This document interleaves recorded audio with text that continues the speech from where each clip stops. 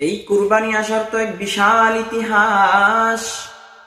কোথায় থেকে আসলো এই কুরবানি? নবীজি সাল্লাল্লাহু আলাইহি ওয়াসাল্লাম বলেন, ক্বালা সুন্নাতু আবিকুম ইব্রাহিম, বলে হযরত ইব্রাহিম আলাইহিস সালাতু ওয়াস সালামের সুন্নত হলো এই কুরবানি। ইব্রাহিম আলাইহিস সালাতু ওয়াস সালাম তার আপন সন্তানকে ডাক দিয়া বলে, ক্বালা ইয়া বুনাইয়া, হে সন্তান আমার, ইন্নী আরা ফিল মানাম, আমি স্বপ্নের জামানার মধ্যে দেখতেছি আল্লাহ তাআলার অর্ডারে তোমাকে জবাই করতেছি। আন্নী আতবাহুকা, তোমাকে জবাই করতেছি, স্বপ্নের জামানায় আমি দেখলাম। ফানদুর মাযা তারা, তোমার কি মতামত আমাকে জানায়া দাও রে ইসমাঈল। কেমন সন্তান, কেমন বাবা। সন্তান ডাক দিয়া বলে, বাবা আমার। ক্বালা ইয়া আবাতি ইফআল মা তু'মার, আপনি স্বপ্নের জামানায় যা দেখেছেন আল্লাহ তাআলার বিধান অনুযায়ী আপনি পালন করেন। কেমন সন্তান, কেমন বাবা। সন্তান ডাক দিয়া বলে, ক্বালা ইয়া আবাতি ইফআল মা তু'মার, সাতাজিদুনি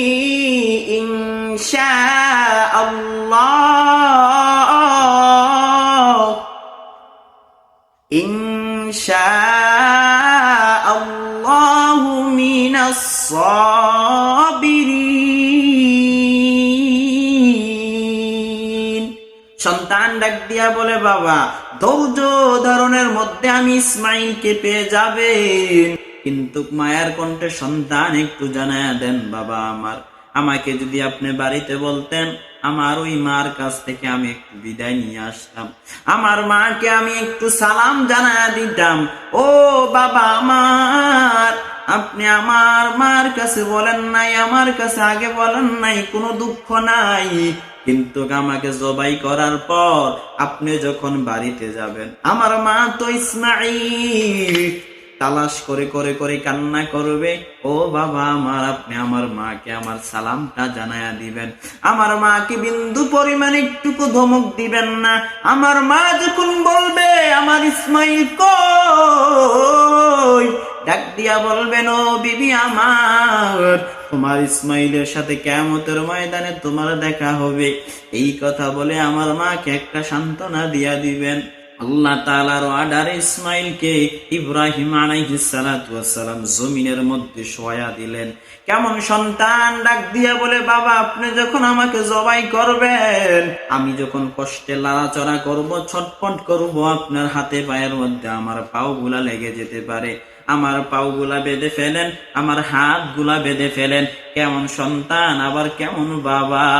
চোখ বেঁধে ফেললো, হাত বেঁধে ফেললো, আল্লাহর নামে জবাই শুরু করলো, আল্লাহর নামে জবাই শুরু করলো। কিন্তু ইসমাঈল তো জবাই হচ্ছে না। আল্লাহ তাআলা ডাক দিয়া বলে, সূরি খবরদার, আমার ইসমাঈলকে বিন্দু পরিমাণ আঘাত করবি না। আল্লাহ তাআলা বলেন, আমার ইসমাঈলের জবাই চাই নাই, আমি শুধু ইব্রাহিমের তাকওয়া চেয়েছি। সন্তান পেয়ে কি আমি আল্লাহ তাআলাকে ভুলে গেল নাকি?